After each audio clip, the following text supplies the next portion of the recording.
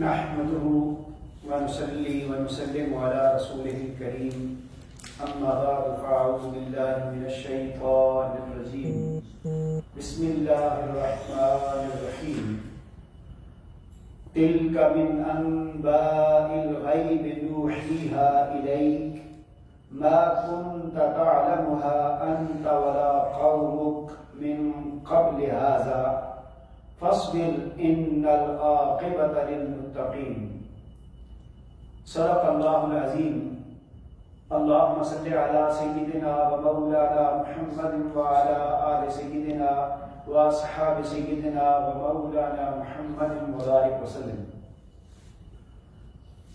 نہایت ہی قابل صد احترام حاضرین و حاضرات اور معزز ناظرین و ناظرات، آج ہم نے سورہ یونس کا بقیہ حصہ، سورہ ہود اور سورہ یوسف کا کچھ حصہ سماعت کیا ہے۔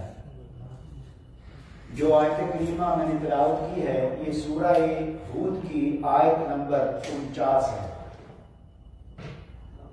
فرمانے والی تعالیٰ ہے تِلْكَ مِنْ أَنْبَاءِ الْغَيْبِ نُوحِيهَا إِلَيْكَ ما كنت تعلمها أنت ولا قومك من قبل هذا فاصبر إن العاقبة للمتقين۔ یہ بیان ان غیب کی خبروں میں سے ہے جو ہم آپ کی طرف وحی کرتے ہیں، اس سے قبل نہ آپ انہیں جانتے تھے اور نہ آپ کی قوم، بس آپ صبر کریں، بے شک بہتر انجام پرہیزگاروں ہی کے لیے ہے۔ حاضرین محترم، اس آیت کریمہ سے پہلے حضرت سیدنا نوح علیہ السلام، جو کہ اولو العزم رسول ہیں اور آپ کی عمر بہت طویل تھی، آپ نے ساری عمر اپنی قوم کو دعوت دی، تبلیغ دی، اور جو کچھ بھی واقعات ہوئے وہ قرآن کریم نے اس سے پہلے بیان کیے ہیں، اور بیان کرنے کے بعد اللہ کریم اپنے حبیب مکرم صلی اللہ علیہ وسلم کو مخاطب فرما رہے ہیں تِلْكَ مِنْ أَنْبَاءِ الْغَيْبِ۔ تل کا یہ اسم اشارہ ہے، لیکن اس سے اشارہ کیا جاتا ہے کہ یہ جو کچھ بھی ہم نے حضرت نوح علیہ السلام کے حوالے سے بیان کیا ہے، اے میرے حبیب، من انباء الغیب، یہ غیب کی خبریں ہیں۔ یہ کیا ہیں؟ یہ غیب کی خبروں میں سے ہے، نوحیہا الیک، جو ہم آپ کی طرف وحی کرتے ہیں۔ اب اس آیت کریمہ میں ان کلمات سے حضور نبی کریم صلی اللہ علیہ وآلہ وسلم کی جو شان ہے، علم غیب عطا ہونا، کہ حضور نبی کریم صلی اللہ علیہ وسلم کو اللہ کریم نے علم غیب عطا فرمایا تھا۔ اب انبا یہ جمع ہے نبا کی، اور نبا کہتے ہیں اہم خبر کو۔ نبا ینباؤ، اس کا اسم فاعل نبیٌ ہے۔ تو اس آیت کریمہ کی روشنی میں لغوی اعتبار سے اور اللہ کریم نے جو بیان کیا ہے اس کے اعتبار سے اس کا مفہوم یہ ہے، معنی یہ ہے کہ اللہ کریم اپنے انبیاء کرام کو علم غیب عطا فرماتا ہے، چونکہ جب تک نبی کو علم غیب نہیں ہوگا وہ نبی نہیں ہو سکتا، چونکہ انبا نبا کی جمع ہے، اور نبا سے ینبا نبی اسم فاعل ہے کہ غیب کی خبریں دینے والا۔ اب ہمیں معلوم ہے کہ جب سے سیدنا آدم علیہ السلام کو اللہ کریم نے پیدا فرمایا ہے، اس وقت سے لے کر آقا کریم تک کم و بیش 1,24,000 پیغمبر اس دنیا میں تشریف لائے ہیں۔ ان پیغمبروں میں سے 313 سے 325 کے قریب رسول ہیں، اور باقی سارے انبیاء کرام ہیں۔ اور رسول اور نبی میں فرق یہ ہے کہ رسول صاحب شریعت ہوتا ہے اور نبی پہلے رسول کی شریعت کی آ کے دعوت دیتا ہے۔ مختصر یہ اب 313 رسول ہیں، ان 313 رسولوں میں سے اللہ کریم نے 5 رسولوں کو اولو العزم قرار دیا ہے، اور وہ اولو العزم رسول کون سے ہیں؟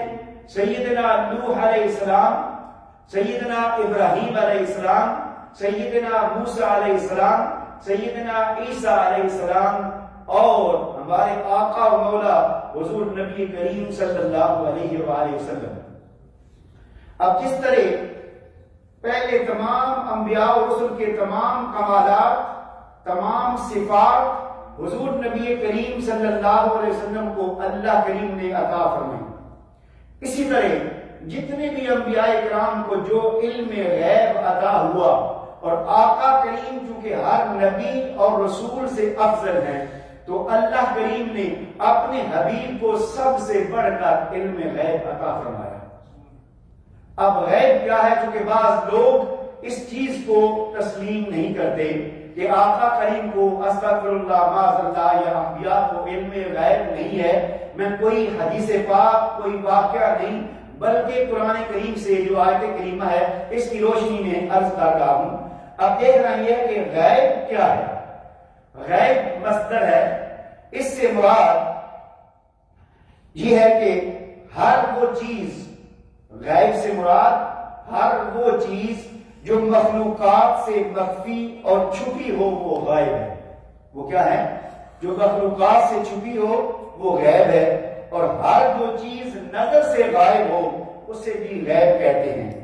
شہادہ کا معنی یہ ہے ہر وہ جو چیز نظر آتی ہے اس کو کہتے ہیں مشاہد ہے، اور جو چیز ظاہر ہے وہ سب کو نظر آتی ہے۔ اب علم غیب کے حوالے سے چونکہ اللہ جل مجدہ علام الغیوب ہے، عالم الغیب ہے، آپ کا فرمان ہے اللہ یعلم الغیب فلا یظہر علی غیبہ احدا الا من ارتضی من رسول۔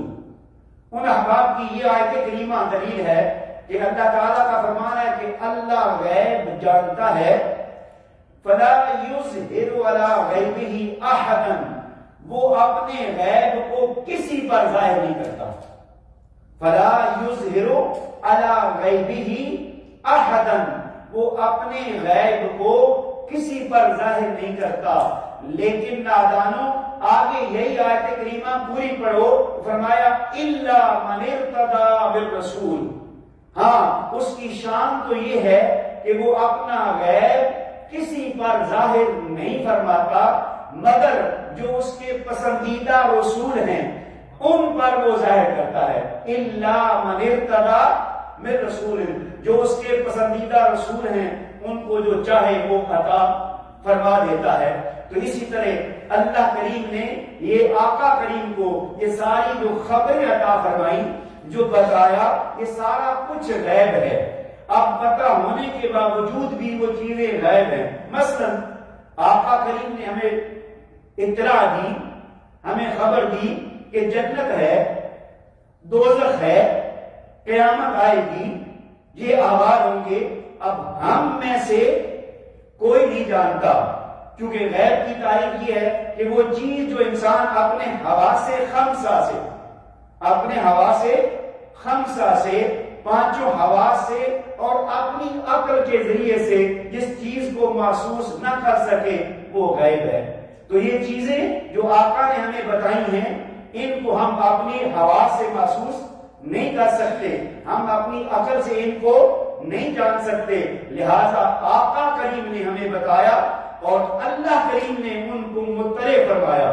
اور اس کے علاوہ ایک اور مقام پر اللہ کریم نے آپ کی صفت بیان کی ہے، وَهُوَ عَلَى الْغَيْبِ بِدَلِيلٍ، کہ یہ وہ رسول ہیں، یہ وہ نبی ہیں جو غیب بتانے میں بخیل نہیں ہیں۔ اب اللہ کریم تو آپ کی عظمت بیان کر رہا ہے کہ میں اپنے حبیب کو جو کچھ بھی علم غیب عطا کرتا ہوں، جو اخبار دیتا ہوں، یہ ان اخبار کو آگے پہنچانے میں بخل سے کام نہیں لیتے بلکہ اپنی امت تک پہنچا دیتے ہیں۔ تو گویا اس آیت کریمہ میں اللہ کریم نے حضور نبی کریم صلی اللہ علیہ وآلہ وسلم کی جو علم غیب کی شان ہے اس کو بیان کیا ہے۔ اب آخری بات، کل میں نے ایک واقعہ بیان کیا تھا صحابی کا کہ جن کی گواہی 2 لوگوں کے برابر تھی، وہ آج کسی حد تک اس سے متعلق ہے موضوع سے۔ حضرت حذیفہ رضی اللہ تعالیٰ عنہ جن کی گواہی اللہ آقا کریم نے 2 گواہوں کے برابر قرار دی، اس کا سبب کیا تھا، اس کی وجہ کیا تھی؟ ابھی جس طرح ہم غیب کی بات کر رہے ہیں، غیب وہ چیز ہے جو نظر نہیں آئی، جو بندہ جہاں نہ ہو اس جگہ وہ غیب کہیں گے۔ آقا کریم نے کسی اعرابی سے کوئی چیز خریدی اور چیز خرید کر سودا طے فرما کر آپ نے فرمایا کہ خیر میں پیسے لے کر آتا ہوں اور آپ کو دیتا ہوں۔ وہ اعرابی، وہ بدو لالچ میں آ کر کسی میں اور آ کر قیمت لگا دی زیادہ، تو اس نے یہ اعلان کر دیا کہ اگر آپ نے خریدنا ہے تو خریدے، نہیں تو میں بیچ رہا ہوں۔ اب یہ آواز جب آقا نے سنی تو حضور صلی اللہ علیہ وسلم نے فرمایا بھائی میں تم سے یہ چیز خرید چکا ہوں۔ اس نے کہا جی آپ نے ابھی نہیں خریدی۔ آقا فرماتے ہیں کہ میں یہ چیز خرید چکا ہوں۔ اتنے میں حضرت حذیفہ تشریف لے آئے۔ اس بدو نے، اس اعرابی نے کہا اگر آپ یہ چیز خرید چکے ہیں تو کیا آپ کے پاس کوئی گواہ ہے؟ اب حضور نبی کریم صلی اللہ علیہ وسلم نے جب وہ سودا کیا، جب وہ خرید و فروخت کی، یا وہ بدو تھا بیچنے والا یا آقا کریم تھے، ان کے ساتھ اور کوئی بندہ موجود نہیں تھا، لیکن جب یہ آقا کریم کے درمیان اور اس بدو کے درمیان یہ جب بات چیت ہو رہی تو آقا فرما رہے ہیں کہ میں نے خرید لیا ہے۔ اس بدو نے کہا کہ آپ کے پاس گواہی کون سی ہے، گواہی دیں۔ تو حضرت حذیفہ رضی اللہ تعالیٰ نے سنا تو آپ نے فرمایا کہ یا رسول اللہ میں گواہی دیتا ہوں کہ آپ نے خریدی ہے۔ آقا کریم نے پوچھا حذیفہ تم کیسے گواہی دے رہے ہو؟ تم تو پاس تھے ہی نہیں، تم تو غائب تھے اور میں تم پر غائب تھا، نہ تم مجھے دیکھ رہے تھے نہ میں تمہیں دیکھ رہا تھا، تم یہ گواہی کیسے دے رہے ہو؟ حضرت حذیفہ رضی اللہ تعالیٰ عنہ نے اتنی عظیم بات کی، اگر ہم اس کو پڑھ جائیں تو آقا کی یہ عظمت، یہ شان سمجھ آ جائے۔ حضرت حذیفہ رضی اللہ تعالیٰ عنہ نے فرمایا یا رسول اللہ آپ فرما رہے ہیں کہ میں نے یہ خرید لیا، اگرچہ میں پاس نہیں تھا، میں گواہی دیتا ہوں کہ آپ سچ بول رہے ہیں، آپ جھوٹ نہیں بول سکتے۔ اس کی دلیل کیا ہے کہ آپ نے ہمیں خدا کی خبر دی ہے جس کو ہم نے دیکھا نہیں ہے، وہ ہماری آنکھوں سے اوجھل ہے، ہماری آنکھوں سے غائب ہے۔ آپ نے جنت کی خبر دی ہے، وہ ہماری آنکھوں سے غائب ہے۔ آپ نے دوزخ کی خبر دی ہے، وہ ہماری آنکھوں سے غائب ہے۔ ہم اس پر ایمان لے آئے ہیں، تو آپ اگر یہ فرما رہے ہیں تو یہ کیسے نہیں ہو سکتا؟ لہذا میں گواہی دیتا ہوں کہ آپ سچ بول رہے ہیں۔ تو اس وجہ سے حضور نبی کریم صلی اللہ علیہ وسلم نے ان کی گواہی 2 گواہوں کے برابر قرار دے دی اور آقا کریم کا وہ سودا طے ہو گیا۔